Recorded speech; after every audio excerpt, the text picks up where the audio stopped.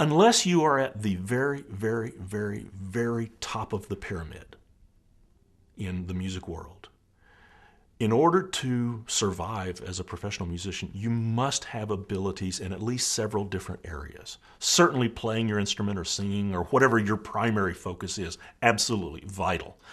But you need to have the ability to at least function in several other arenas of primarily the music world, but it might even be business skills. It might be internet web-based skills to be able to promote yourself online.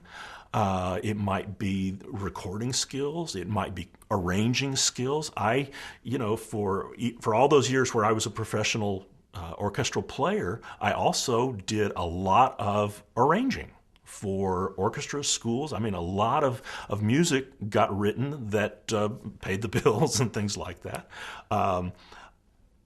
I personally believe that in every musician's life, at some point they will teach.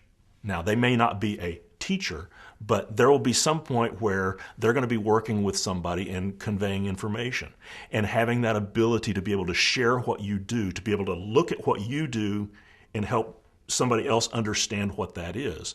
And so that art of teaching. I think so many facets are involved in being a professional musician today besides just playing the instrument or singing or composing or something like that, that in order to survive in today's world, you really have to be a well-rounded player and composer and singer and keyboard player. I mean, you have to kind of be a jack of all trades with this one sort of top specialty.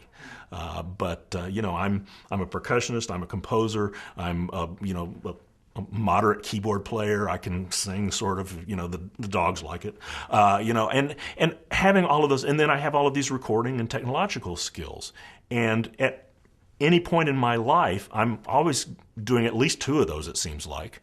And so I think that's the world of today's professional musician. And so getting those skills, not just spending your entire time in the practice room just doing that one thing, I think is so important for a young developing musician to understand that they need to get out and take some other classes, spend some time with people in different arenas, learn another instrument, sing in the choir, whatever, but expand your boundaries, because those skills will get called on. And if you've got them and somebody else doesn't, you get the job.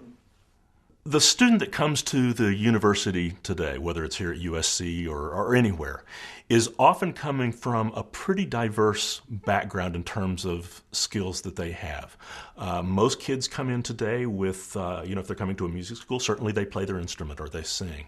But they've also maybe been doing mixes on their computer, or they've got a little MIDI keyboard or something that they're playing tunes on. Maybe they sing in a rock and roll band or play drums. But typically, many of the students come in already with a variety of different skills and capabilities. And I think that's one of the exciting parts about this newer generation of students that we see, is they do come in perhaps less focused on one thing, like we used to see when I was in school, for instance. But we see generally a more sponge-like student who's willing to kind of see different things and explore different things. And I think that provides a student then who is more of an open book for that sort of diversified type of education that I think is so important. One of the interesting things I find about students, though, and I hear so many people say this, is, oh, these students come in, they just know everything there is to know about computers. And I step away because they know everything. I disagree with that statement. I find that the students are very unafraid to push buttons. They're very unafraid to, move a joystick or type things on a keyboard misspelled. They're very unafraid of touching the technology. But their actual knowledge and sophistication is pretty low. What I encourage all of my colleagues to bear in mind is, we are the scholars. We know how to look at two theses and decide, this one makes more sense than this one. Okay? Not that's the first one that showed up in Google. that I can look at that one and go, oh, that's interesting, but let me see what this one, I see the thought process here. And so, yes, we get these students that maybe have a great deal of facility with the actual buttons, but they still have the same amount of facility with the knowledge.